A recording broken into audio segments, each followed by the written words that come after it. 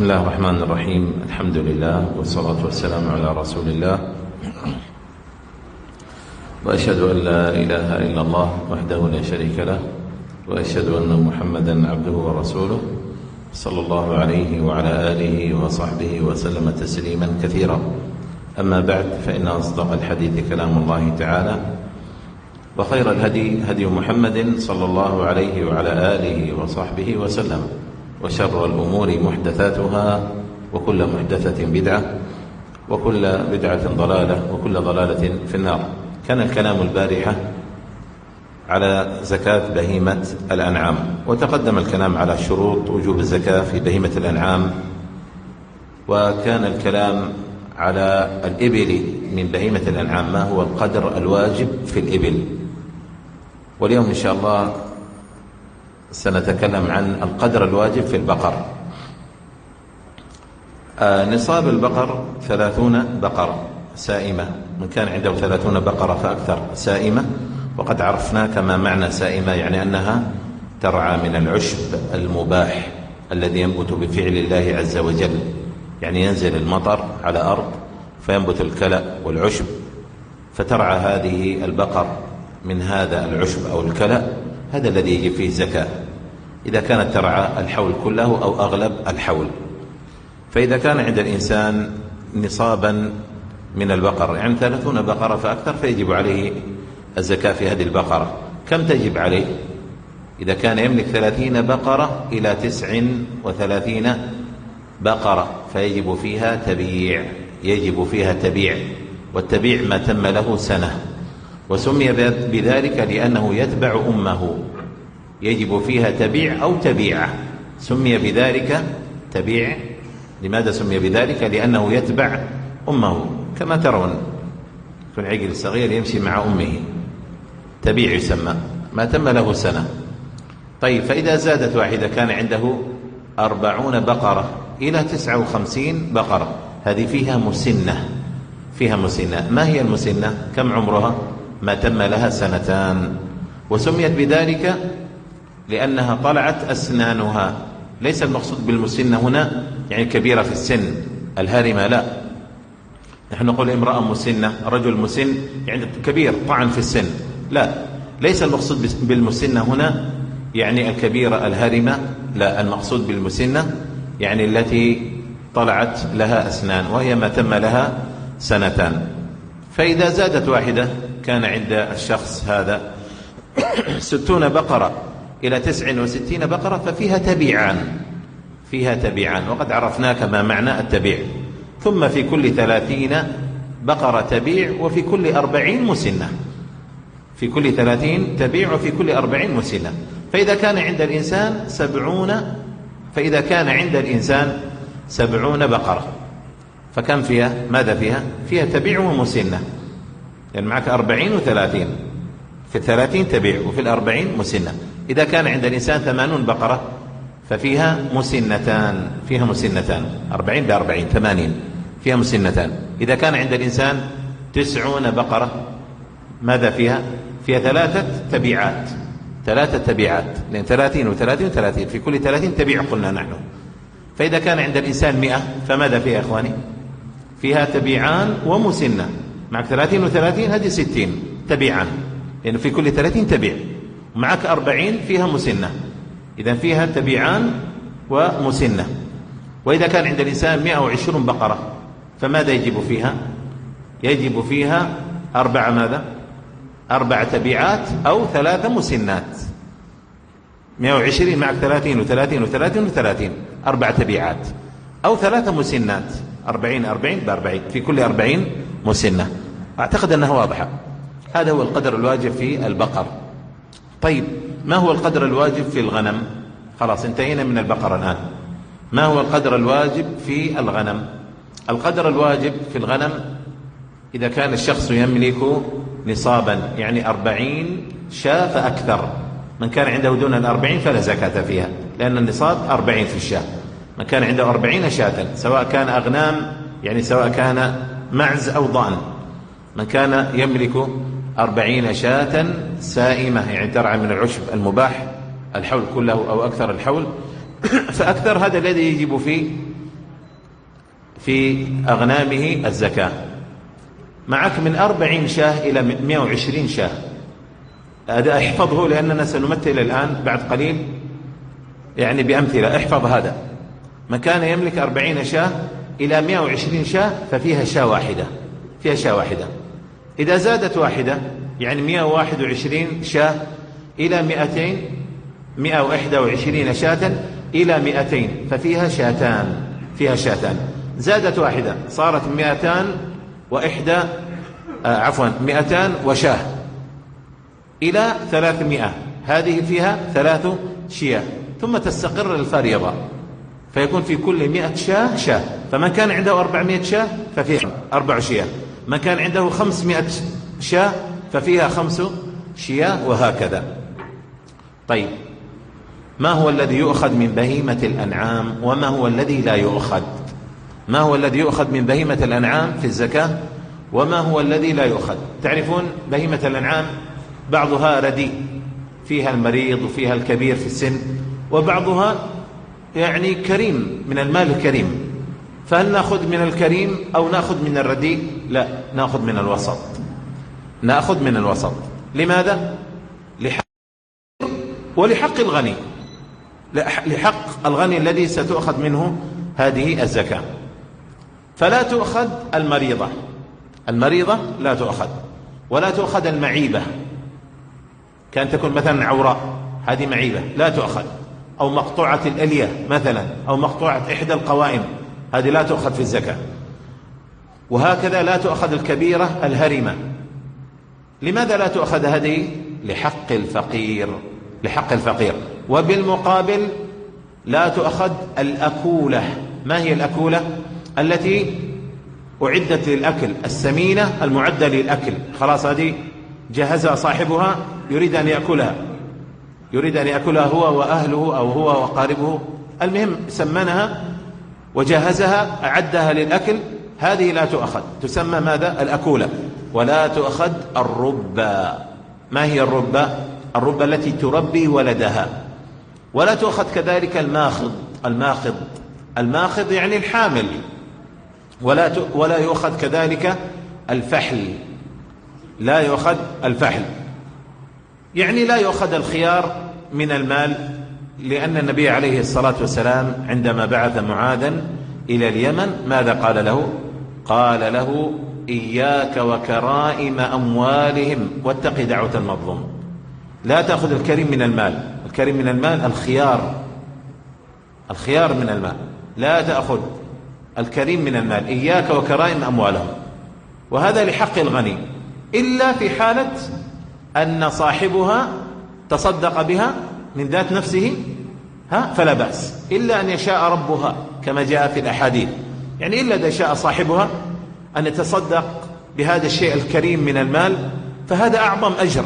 إذا قال أنا أريد الثواب، أريد الأجر الأكثر من الله عز وجل، أنا سأتصدق بالسمينة، سأتصدق بالربة، سأتصدق يعني ماذا؟ بالماخض الحامل، سأتصدق بالفحل، لا بأس. إذا شاء ربها ذلك، أراد صاحبها أن يتصدق يعني بالكريم من هذه الأموال فلا بأس بذلك، لأن هذا شيء راجع إليه. طيب يا أخواني، معنا مسألة الخلطة. الخلطة أن يكون اثنان من الناس يخلط هذا غنمه بغنم الآخر، زيد وبكر من الناس، هذا عنده أغنام وهذا عنده أغنام، فيخلط هذا غنمه بغنم الآخر، هذه تسمى الخلطة، الخلطة بين المالين. الخلطة تؤثر في بهيمة الأنعام.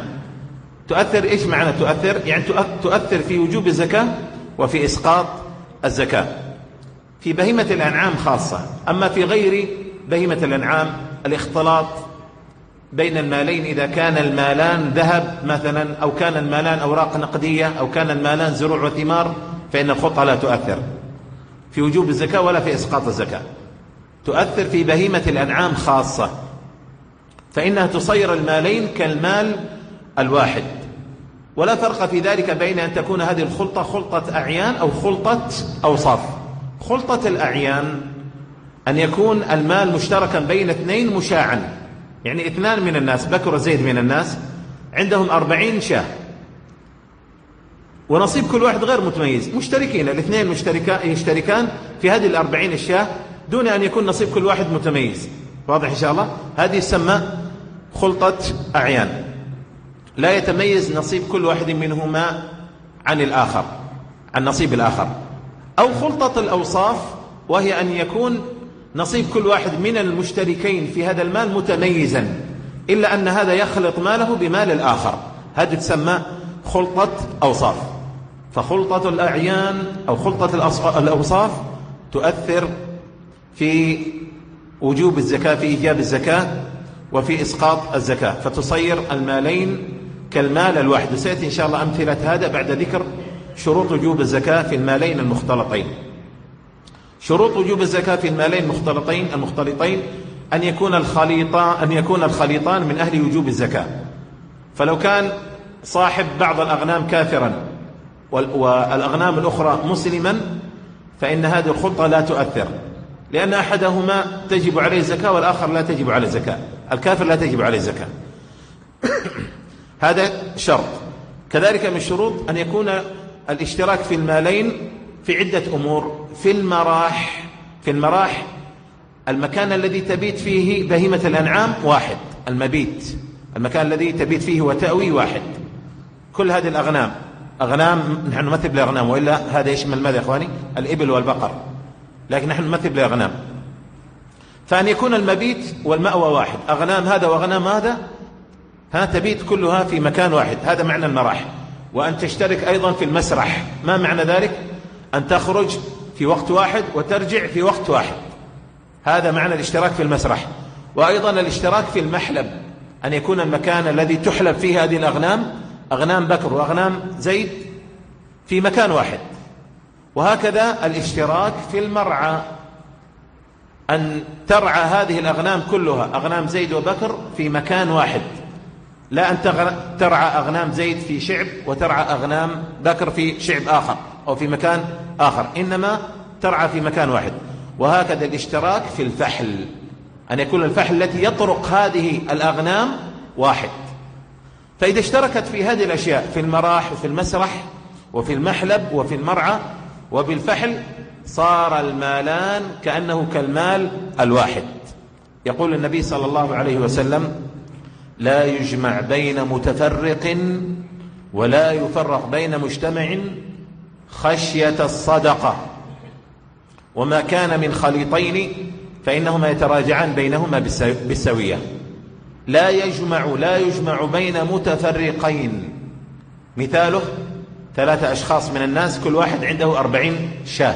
كم الواجب على كل واحد؟ يا إخواني، كل واحد يجب عليه شاة، لأن كل واحد عنده أغنام بلغت نصاب، صح ولا لا؟ بكر وزيد وعمر، بكر عنده 40 شاة وزيد عنده 40 شاة وعمر عنده 40 شاة، كل واحد تجب عليه شاة واحدة. لكن لو كل واحد منهم خلط غنمه مع غنم الآخر، فتصير كأنها كالمال الواحد. فكم سيصير المجموع؟ 120. 120 كم فيها شاة؟ أنا قلت لكم قبل قليل، انتبهوا، فيها كم؟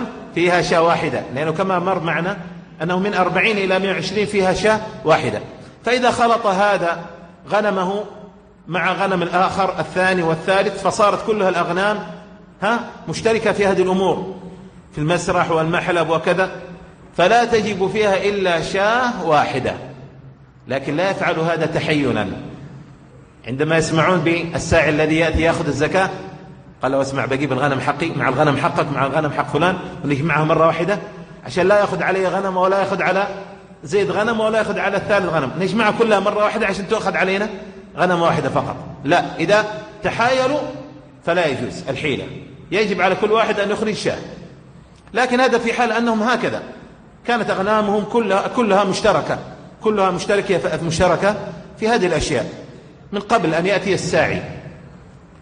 ولهذا قال النبي عليه الصلاة والسلام: لا يجمع بين متفرق خشية الصدقة.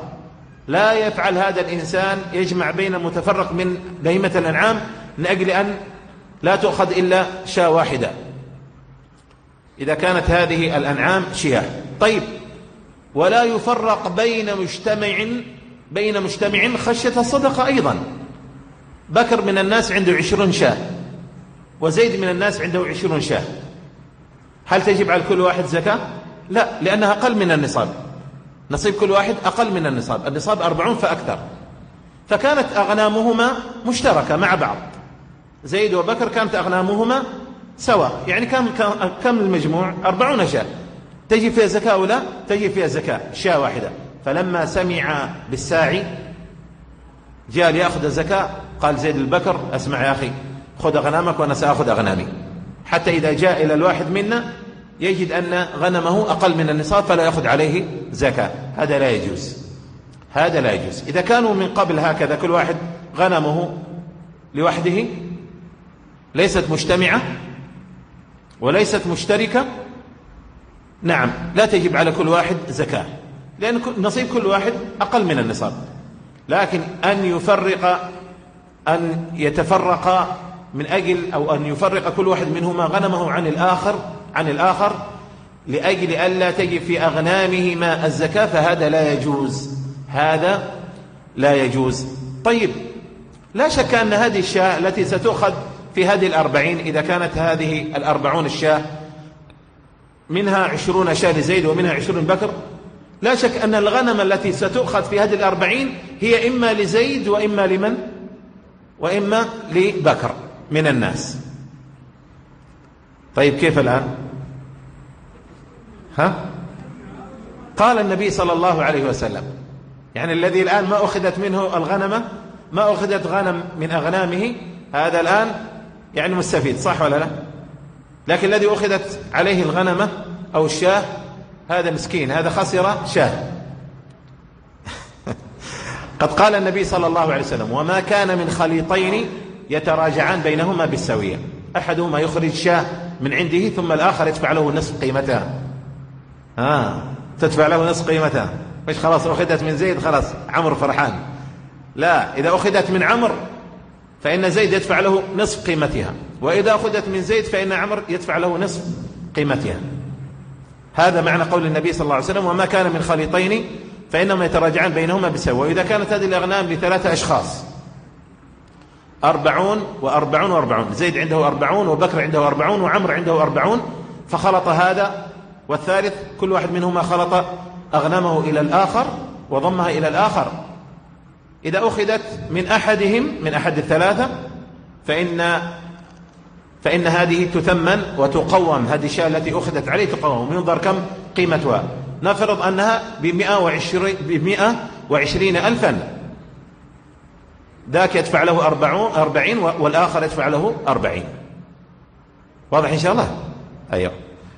طيب، وكما ذكرت لكم أن الخلطة لا تؤثر في غير بهيمة الأنعام، فلو كان 2 من الناس قد اشتركا في مزرعة تنتج فيها محصول زراعي، حبوب أو ثمار، ومجموع المحصول الزراعي نصاب، لكن نصيب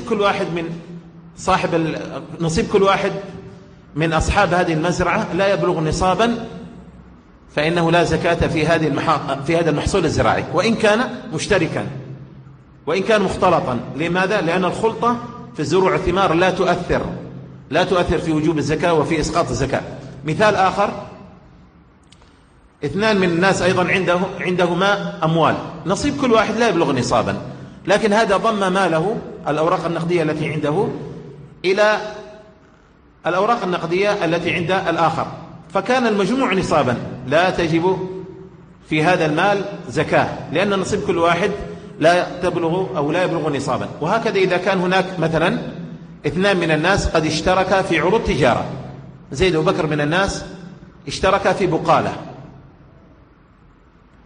قيمة هذه السلع والبضائع التي في هذه البقالة تبلغ نصابا، لكن نصيب كل واحد من المشتركين لا يبلغ نصابا، إذا لا تجب في هذه العروض الزكاة، لأن نصيب كل واحد من المشتركين وإن كانت هذه البضائع والسلع مختلطة، نصيب كل واحد لا يبلغ نصابا إذا لا تجب في هذه العروض، وإن كان مجموع قيمة العروض يبلغ نصابا لا زكاة فيها، لأن الخلطة لا تؤثر في عروض التجارة.